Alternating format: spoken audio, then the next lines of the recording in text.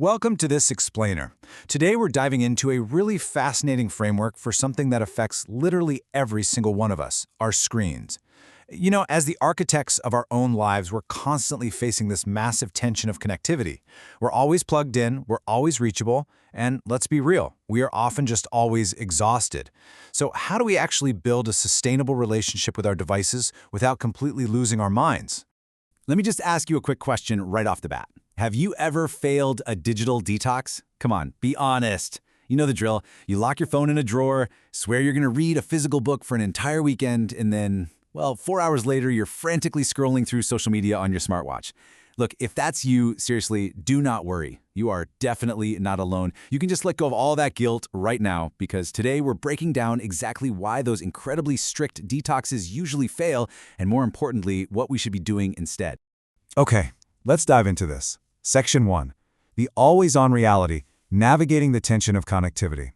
So the core concept we're exploring today is intentional digital living. Now, our sources define this as thoughtfully engaging with digital tools and environments to maintain a healthy digital presence and realign with personal priorities. I want you to really look at that word thoughtfully. This isn't about, throwing your laptop into the ocean or doing some temporary weekend cleanse. It's actually a conscious, ongoing strategy. It's designed to improve concentration, boost efficiency, and really protect our mental well-being against the risks of being constantly online. Basically, it's about personal priorities, not punishment. Moving on to Section 2, redefining the digital detox as an adaptive process. Our source material suggests a pretty massive paradigm shift here. It says, like any relationship, devices need boundaries, communication, and intentional care to thrive. Really think about that for a second. If we actually humanize our technology and treat it like a real relationship, it completely changes how we manage our digital boundaries.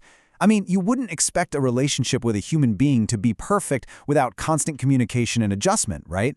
So why on earth do we expect our relationship with a glowing rectangle that holds literally all of human knowledge to be any easier? It takes intentional care. The crucial takeaway here is that digital wellness needs constant revision. And hey, even small changes yield significant benefits. The sources emphasize that this absolutely is not a do-it-once and then forget it kind of deal. Our digital world is constantly changing, and, so are we. So I want to reassure you right now. Perfection is absolutely not the goal. You don't have to overhaul your entire life overnight. Just making small, continuous adaptations over time, that's what's going to yield those significant, lasting benefits to your well-being. All right, let's switch gears to Section 3, Tech in the Workplace and the Challenge of Constant Connectivity. And this brilliantly illustrates a major dichotomy. In a professional setting, technology acts as both an issue, fueling that constant connectivity and endless distraction, and an enabler, actually promoting efficiency and supporting our well-being. Balancing these two sides, that requires strong leadership. Leaders play an absolutely crucial role in setting the tone. They're the ones ensuring that the tools we use for work are, actually working for us, rather than just keeping us tethered to our desks 24/7. Okay, moving to Section 4, forgiving your digital relapses, learning from setbacks. Now imagine setting a really strict digital boundary. Maybe you tell yourself, okay, absolutely no screens after 8 p.m.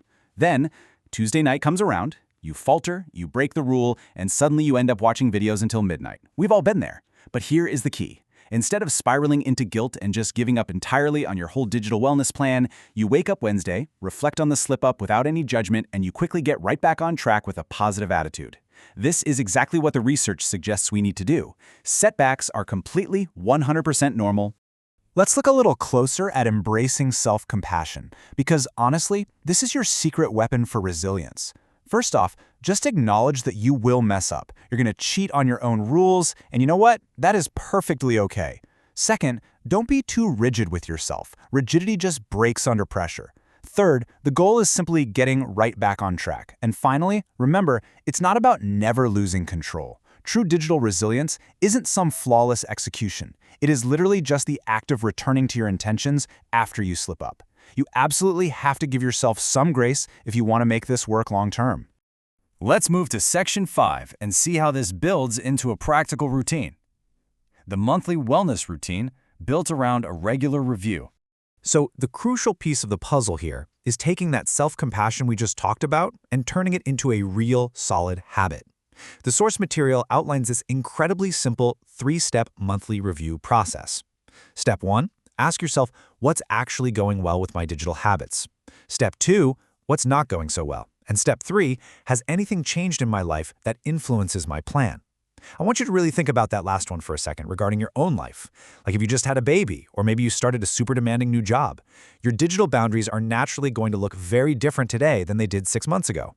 By doing this check-in just once a month, you practice that self-awareness and you make sure your tech habits are actively serving your current reality. And this brings us to a really powerful call to action from the sources, the 3-month challenge. I'm challenging all of you architects out there to commit to a monthly digital wellness check-in for the next 3 months. Practice that self-awareness and self-management. Treat this whole process as continuous learning, rather than some kind of pass-or-fail test. Let's face it, as the digital world constantly evolves around us, our strategies for adapting to it simply have to evolve too. As we wrap up this explainer, I want you to ask yourself a question. What small adjustment will you make today? And I mean today, not tomorrow, not next month, today.